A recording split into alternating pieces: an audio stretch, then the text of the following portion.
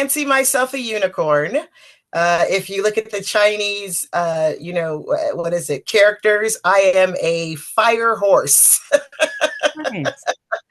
And as we know, horses are very unique.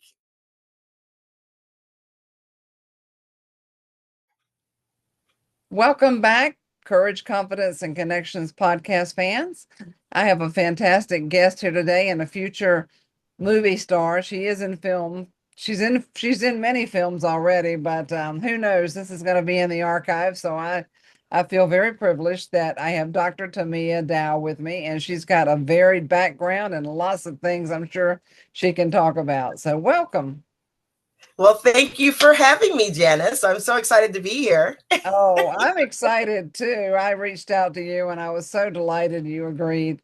And it took a while to get you on here because I've got a full calendar, but I'm very happy you're here.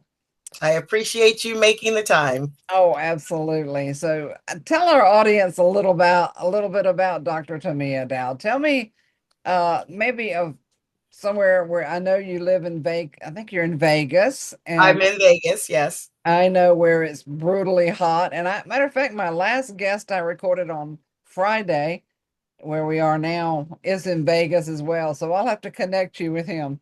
He is a All right. great, he's a great guy. I think the two of you would laugh a lot together. I feel sure. So, Excellent. And I love laughter.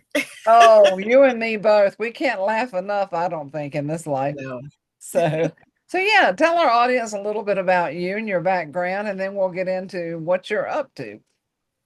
Well, I fancy myself a unicorn.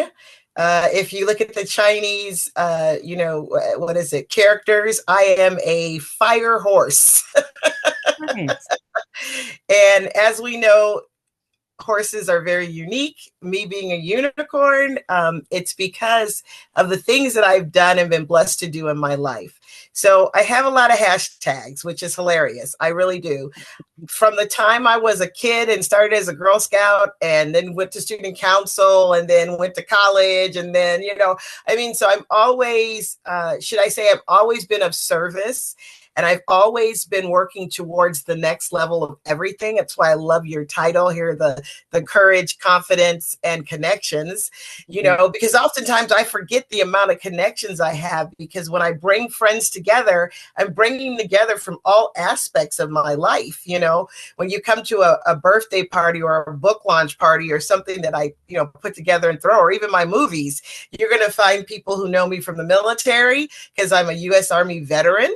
Wow.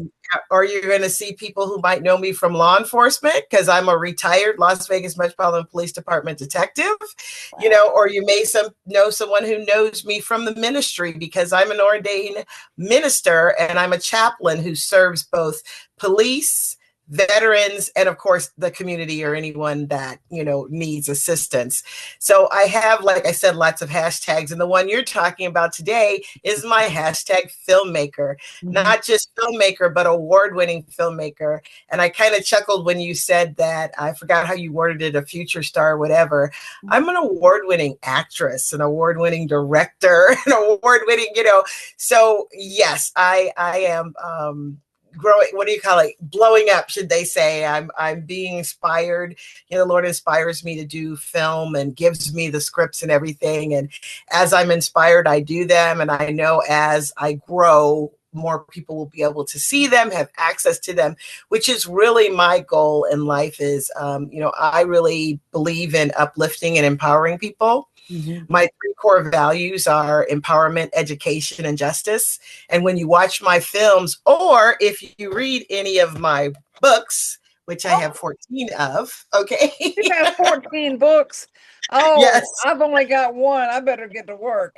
I, I've got 5 coming out in the next, through the summer. I have 5 coming out through the summer that I kind of had on hold. But this is my core book right here, my in celebration of you. That's my core book, and that's a book that helps authors write, or even prospective authors write. Okay. And that's a little of what I also do. So that's why I say I have so many hashtags.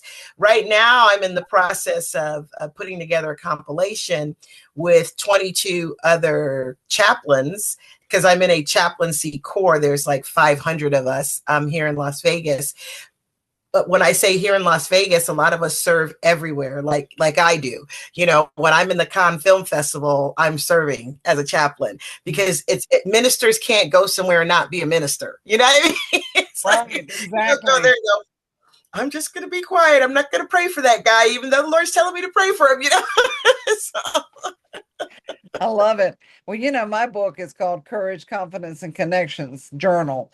So it sounds like we have some more common ground and love yes, helping people. 14 books. Well, audience, be assured her link is definitely going to be at the end of this podcast. You'll be able to watch her films that are available. You'll be able to read her books. Everything will be available. And wow, that's exciting. That's a lot of work. Having done one book, and I had an editor and a publisher that helped me out, but boy, I tell you, that was a lot of work. And I yes. and I'd But already being the compiler is really a lot of work because you have 15 to 20 chapters that you have to read and go through, and bios that you have to read and go through, and then the book you got to put together, and then so it's like it's a work. Yeah, I bet. So when do you sleep? Oh my goodness, I know. So this is an aside, right? So I have my doctor, my GP, she said, I absolutely prescribe you to rest. Mm, She says you are just way too, I mean, last year I was in Italy, Spain, France, uh, not Venice. What do I want to say? Vienna. I mean, it's like and that was all having to do with films. I was at different film festivals and, making films. I did a film in Nicaragua. I mean, so yeah, my on top of coming back and doing my chaplain things, which is, serving the community, and my doctor was kind of like, you just really need to rest. She mhm. says you need to start taking some things off your plate because I was starting to have that reaction where you end up getting, not getting enough sleep and feeling a little bit of overwhelm, yet you also feel, which is kind of the little codependent in me, you also feel like there's so much more you could do and so many more people you can reach. And it kind of went to, the thing when you're on the plane, which I'm on planes all the time, right? When they say, okay, so if in the event of a cabin pressure, we need you to put your mask on first, right? And then help others, which Right. is not natural for me or you, right? We would want to help others and then get to our mass, right? Or pass out trying to help other people, right? But the whole point of it that my doctor was sharing with me was I need self-care, and so I hope this is for one of your viewers and your listeners, that self-care is so important. We forget to take care of ourselves, but we'll go out of our way to take care of other people or do other, things for other people. What we must remember is that no is a complete sentence. It And is there's no need to put an explanation behind it. No, because I'm tired. No, because no. just no. Just no. I've written a lot Exactly. in my book. I've written a lot about and in my blogs, I write a lot about self-care Right. and how hard it is when you're like us to stop and just take care of ourselves and not feel guilty. Sometimes it's like, oh my gosh, I don't want to take time to wash my hair. Are you kidding me? And seriously, it's like, okay, you got to do the basics of life, like feed yourself. And I've not been very good about just having, enough food to eat even because it's like I get to doing other things. And I've been working on things like my mission statement. I've got somebody helping me with that. And really, I have not focused on me. I can help other people with their business all day long. And next thing I know is like, uh-oh, I don't have this for myself, and I better get to Right. work on it. And it is hard to focus on yourself, isn't it? It's just it's hard. I naturally connect people too, as you know, and it's so much easier to bring people together for their benefit and not even looking at your own benefit. But it does come back to you eventually. It does, and I want to point out something else that people keep pointing out to me. You and I were talking about the numbers on our Facebooks and how to figure out, how to get people in because people are trying to come in and this kind of thing. And the interesting thing about connection, I love the part you have there about connection because you and I met through a connecting group, and what's interesting about connection is oftentimes I'll speak for me, but it might speak to somebody else. I forget the connections I have. Somebody might say to me, "Hey, Tamia, I'm looking for whatever, whatever, whatever, whatever." Boom, I got it for them, Mhm. right? But then someone will say to me, I'll say, I'm da da da. They go, "Tamia, don't you know somebody? Don't you know?" And I'll go, "Yeah, I guess I do." you know, but we're so eager to connect other people and get things happening for other people that we forget the resources and the connections and the value we have in the friendships we've established over the years and the networking that we've done over the years, that we really do have this wealth of knowledge that we use for everybody else, but we don't necessarily use for ourselves. That's very true. I've been on a lot of different podcasts, and I was on a panel last week, and the whole topic was networking and connections. And I was introduced as a relationship coach. Well, I hope that doesn't get misinterpreted because I don't do matchmaking. But Right, yeah, but really because I've connected so many people and I have so many connections and contacts that people see that as relational. And I do come up as every test I take, I'm very relational, very, right, very relational. And that's a compliment, but we often have the hardest time. And I put all of my clients through this test. They have to come up with 10 strengths and 10 weaknesses.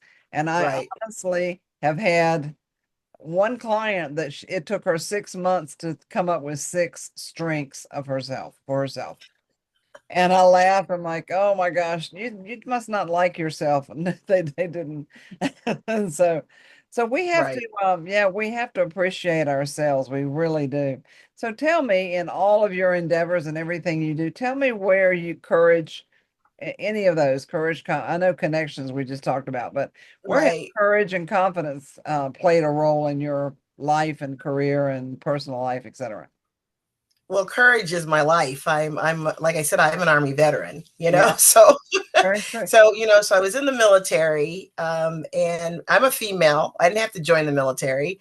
I actually, so I actually knew where I wanted to be from like age 9. Mhm. When I was 9 years old, I knew that I wanted to be a detective. I was going to be an investigator. I knew it, and I can't even tell you, as I watched Nancy Drew, I don't know what inspired me to be like that. Yeah. But I've always been a question answerer. It's kind of like when I shared my core values, part of my core values is justice. And I'm really blessed to be able to be a very articulate speaker. So I'm able to advocate for people who won't necessarily advocate for themselves. That's why right before I retired, I was real focused. And actually, I was a domestic violence detective because that's a group of our society that doesn't normally speak up for themselves. They will put up with a lot of stuff, believing that love is abuse and dealing with codependency issues, that they stay with this person because kind of thing, and not realizing this goes really back to our self-care comments, is that if you don't save yourself, that other person needs to work on their anger issue or whatever's happening with them. But for you, your safety and your well-being is to get out of a violent relationship or an abusive relationship so that that person can get whole and that you can get whole. So when you said the thing about the, 10 strengths and 10 weaknesses, if you're talking to a woman or a man who's the victim of domestic violence, when you ask them for those 10 strengths, you're not going to get a thing. When you ask them for their weaknesses, they're going to hear their abuser in their ear telling them all about how they're this and they're that and they're all the negative things in the world. They could probably give you 50 negatives and couldn't give you one positive. Maybe I'm alive, might be what you get from them. But everything else that they're hearing in the course of their life and what they're doing in an abusive relationship is negative, negative, negative, negative. Mhm. So when I talk about courage, I advocate. And in my films, I also advocate. So quite a few of my films have to do with my experience as a law enforcement officer. So I talk about social issues, family focused values. When I talked about one of my core values being education, all of my films have an educational message. I do short films because I am a person with short attention span. I love it. I gotta love it. Well, with all you got going on, I can see. I went to see Mission Impossible or anything that's longer than like an hour and a half, and I've probably missed part of the show, right? I think I went and saw Mission Impossible 3 times, and I still couldn't tell you the whole story because I was sitting there, I was in the theater, okay, the whole time.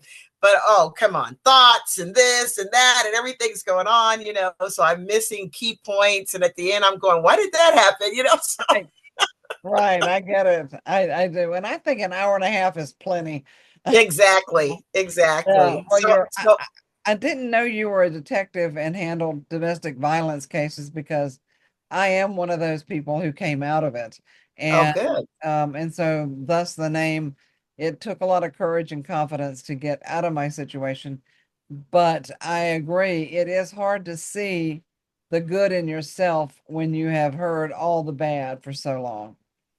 It Exactly. And so what's interesting is last week I had a gal on here that she has a horse ranch that helps heal veterans and using horses to healing with horses. So she uses horses for veterans and women of domestic violence. Oh, She wow. and trauma. And it's fascinating that you'll have to watch that podcast when it comes out. It's interesting. I've got a little theme going here because I've got somebody next week talking about human trafficking. She's in that field. And it's like I don't intentionally schedule these. I just schedule people and then they just fall where they fall. And so Right. it's interesting though because domestic violence of any type has become such a I hope it's not a buzzword because it's horrible. And are you still doing any law enforcement work now? Is that done? You retired from law? Oh yeah, I still when I do, I still teach. I was in Curacao teaching the best practices for domestic violence a few months ago. Oh, So yeah, I still do. Well, because when I left my agency, I was the foremost person that was teaching education on domestic violence, okay. and I have all this training, education, expertise. Threat assessment. Human trafficking. My domestic violence victims would be misidentified as domestic violence victims when in fact they were sex trafficking victims. And when I do my interviews with them, that's when I would find out that when they told the police officer that it was their old man or whatever, what they were saying was it was their pimp. They were saying it was their trafficker, but the officer just took it as boyfriend or whatever.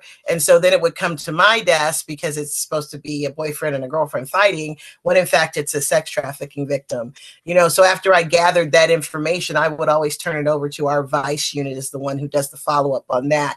So I would say, listen, she's given me, her trafficker's name, where they live, she happened to make contact with an officer after the fight, this kind of thing, and then they would follow up with it, Mhm. But I'm very familiar with working with victims of violence, basically, from my training as a detective.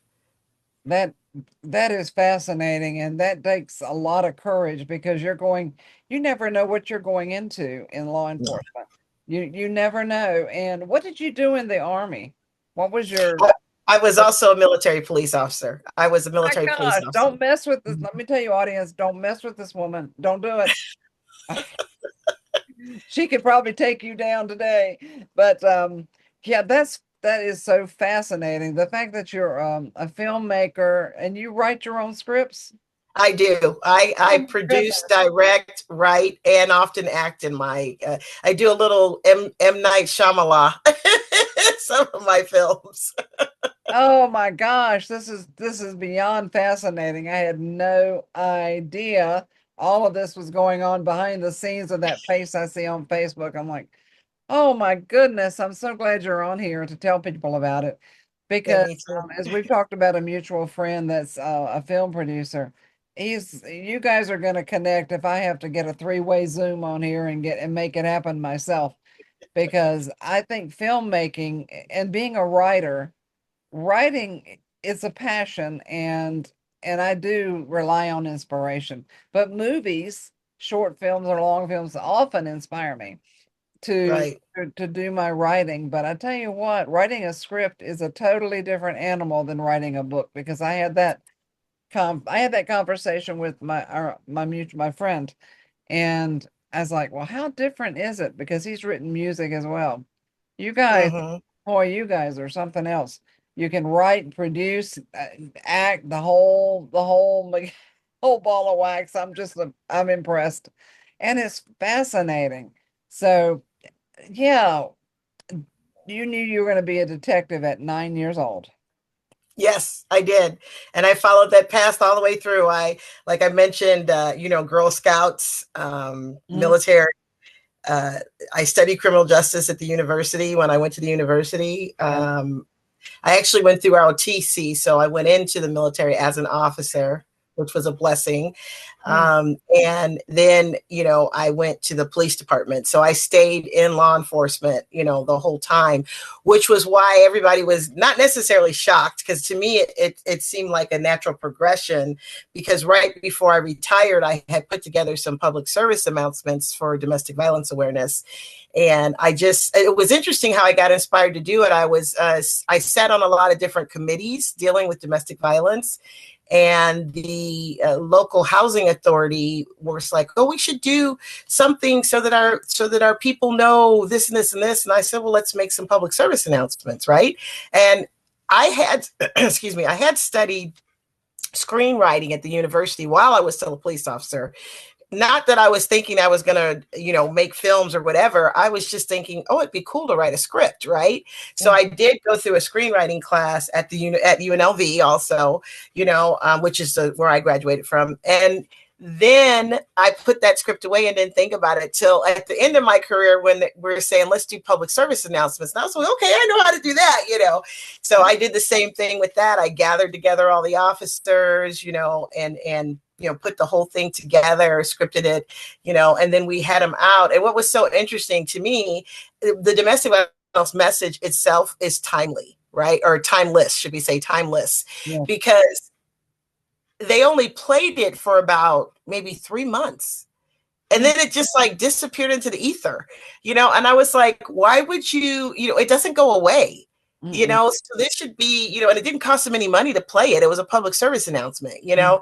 I was just like, why wouldn't you continue to play or whatever? But you know what? It wasn't my battle to fight, because I wrote it while I was on my agency. So basically my agency owned it, so if they didn't want to push it, I just, kind of, washed my hands and went on. And so what I asked the Lord when I retired, yes, I said, what am I supposed to do with this?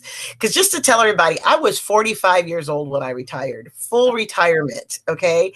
And I was like, I know I could go and be on the beach. I could go and, do this. I could, but I said, but I have all this knowledge, skills, and abilities that you blessed me to be able to receive while I was on the department. And I want to figure out what you would like me to do with the talents that you've given me. Because are you familiar with the parable of the talents? Oh, yes, yes. Okay, so that's how I felt. I felt like the person who got the five. Okay, so to me, I thought there's no way that I could have all of these knowledge, skills, and abilities and then go off and not use them, go off and be on vacation for the rest of my life. So the Lord told me to travel. So I did. I traveled and visited a bunch of my law enforcement officers that I met through an organization called the International Association of Women Police, which I happen to be on the board of at the time. And then I would just go visit officers. And my whole reason for visiting was to find out the status of the women in their country. Oh, And wow. what I want us to realize as American women is we are so blessed.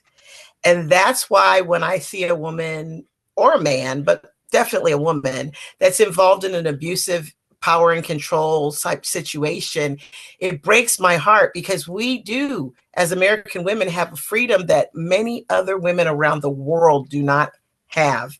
And Okay. sometimes, and this is not to be rude to men, because usually it's predominantly men, but abusers can be females also, whether it's same sex or it's a woman abusing a man, because of the power and control issue. It's kind of like the person who makes the money, the person who makes the decision, the person who, and then you have the other person who's the victim, right? And puts up with the abuser's behavior. I was one of the first people who brought up the importance of getting the abuser help, Mm. because usually we were all helping the victim. Mm. Okay, everybody had sympathy for the victim, and this is, I believe, this was sex trafficking too.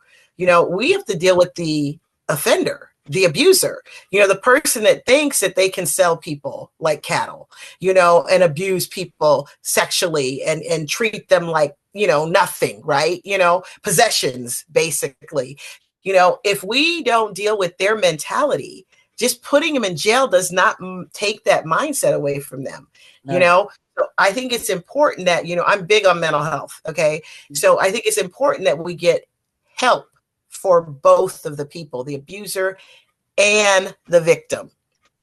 So Ab- that was kind of my take on everything, was to find out. But back to the thing I was saying about the different ways women are treated around the world. Mm. Again, I cannot say enough. We're blessed to be Americans. Though Mm.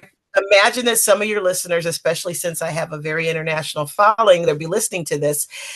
I would like to say to them, there is still hope.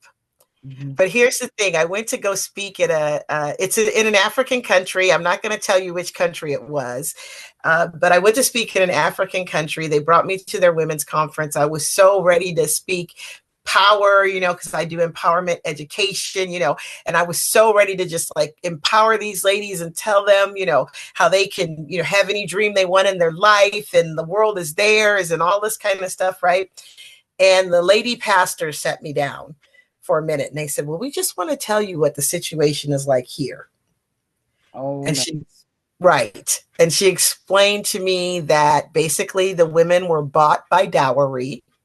So dowry, Dowry, and that meant that the husband's family owned them. Oh. Yes. Oh. Okay. So there's no freedom. Somebody pays 16 cows for you. You don't have the freedom to pick up and leave. If you want to pick up and leave, then you got to pay back the 16 cows, right? And generally they don't let that happen. When I talked to the local, and also a lot of their police agencies were very corrupt. Okay, they took bribes and this kind of stuff. So when I'm sitting there, and I got to sit with the male pastors because I was a speaker, right? So I was sat and served with the male pastors, and one of the pastors said to me, he goes, how do you reconcile being a police officer, and because at the time I was still in the police department, being a police officer and a minister?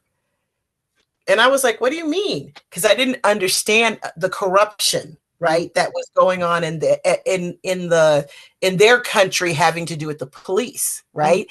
So the minister is supposed to be good, right? And the police is bad. So that's why we're saying, how do you reconcile being this and this, right? Mhm. So when they explained that to me, it really broke my heart, but it's a reality. Yeah. So, and when I say that that was the blessing that the Lord gave me to do that traveling, because I was able to see how women were treated around the world. There's Middle Eastern countries where women still can't drive. They have to be escorted by a male family member. They have to totally cover their face and body because no one is supposed to see their beauty except for their family members and their husband. Just all of this that I learned as I traveled around the world. To me, it was the blessing to learn it, Mhm. but it was heartbreaking to see. Yeah. Yeah, and I was just reading something yesterday about that very topic. Um, and we do have a lot of freedom here. And yes, there is a lot of abuse in this country, but we do have the ability to rise above it here that other countries do not. And every time I see women with their faces completely covered, it breaks my heart. I mean, it really does. I I can't even imagine. I can't even comprehend, even after what I went through, and we can talk about some of that off camera, but I lived under that controlling behavior from the other person, and even tried to get help for that other person. But usually when somebody's like that, they don't even see that they've got a problem. So Exactly. how do you get somebody help that doesn't think they need it? How did you have any effective methods to do that? No, it's like every issue of recovery. Okay. Someone can't start recovery until they recognize that they need recovery. They Right. have to be able to say, it's like when someone goes to AA or someone goes to any kind of like celebrate recovery. I always recommend for people. It's free. It's a local church and it's great. It's a great anonymous kind of covering. But the first thing you say is, my name is such and such, and I am a, okay. So I am an alcoholic. I am a drug addict. I am a sex addict. I am a abuser. Mm-hmm. Okay. And Yep. they have to be able to recognize it themselves and have it come from their mouth, because they're not going to do anything until, right?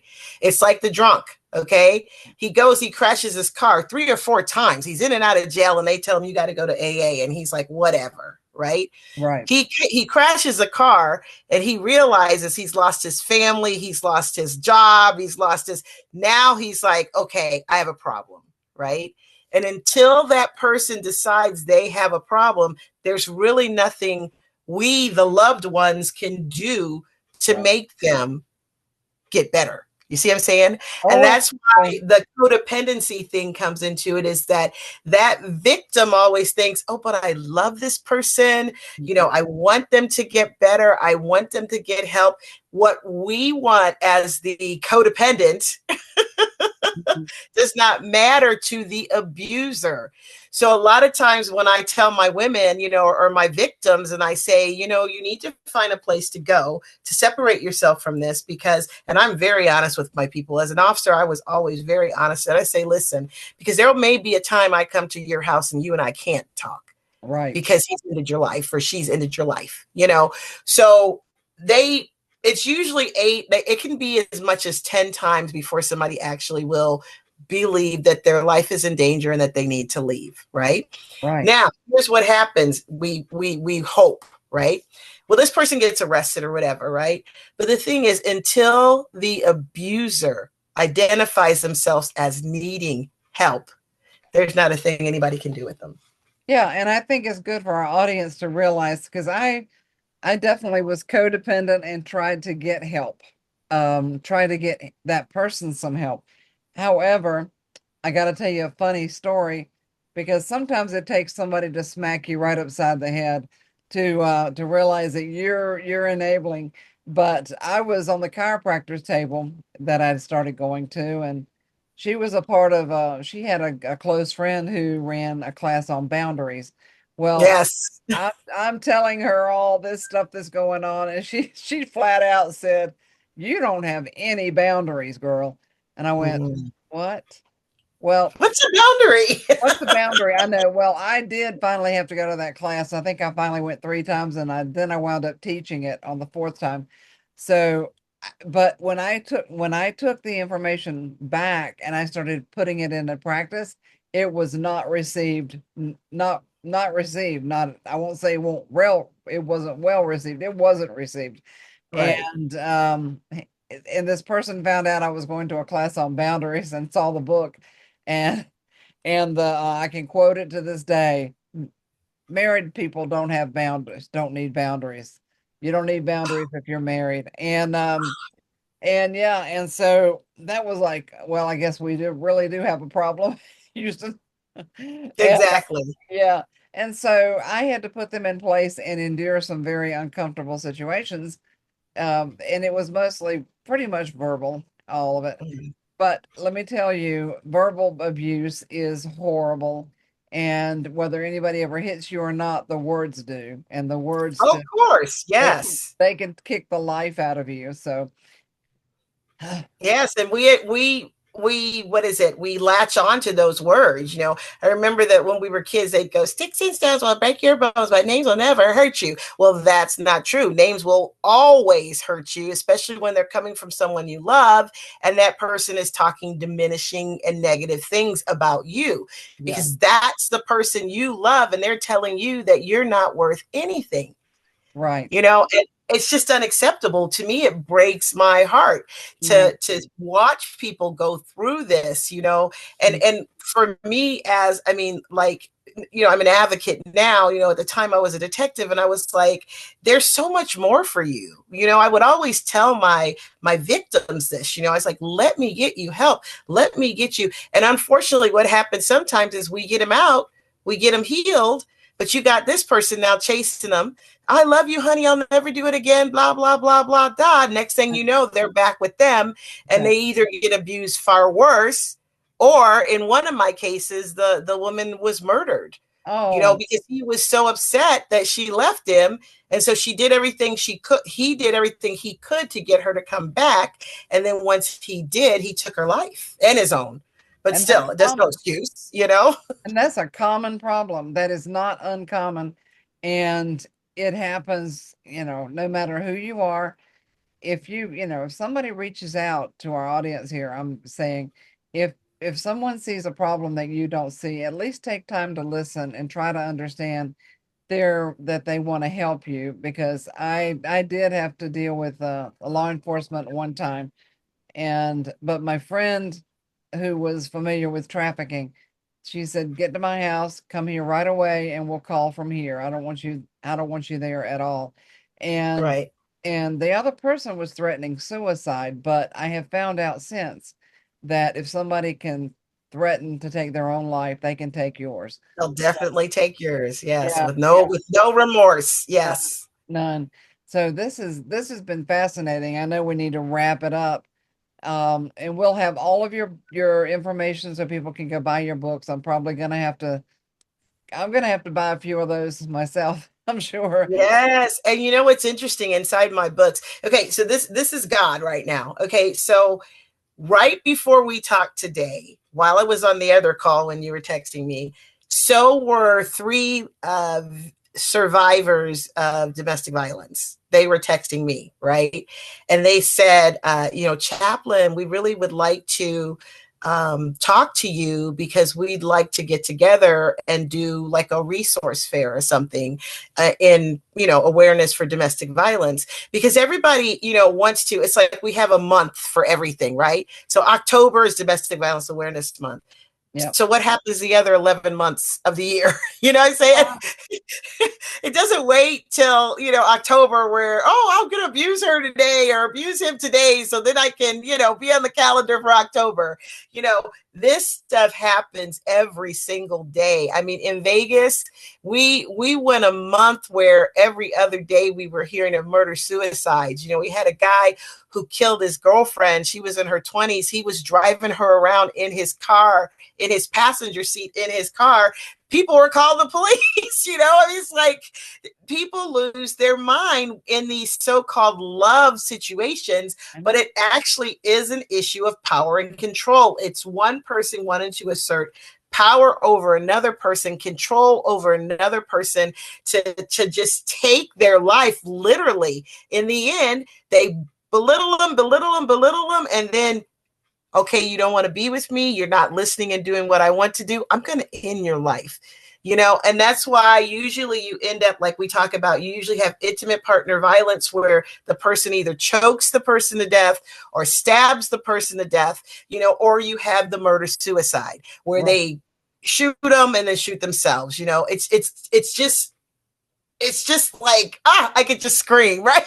I know. Well, you know what I'm thinking as we're sitting here talking about this, because I know you've got another call coming up very soon, that we can put together a panel of myself and you and maybe two or three other ladies or even a man, but we'll talk off camera. But I think with putting a panel together to focus on domestic violence could be very beneficial, because I have not openly, well, I have, obviously I've said something today, but I don't disclose a lot.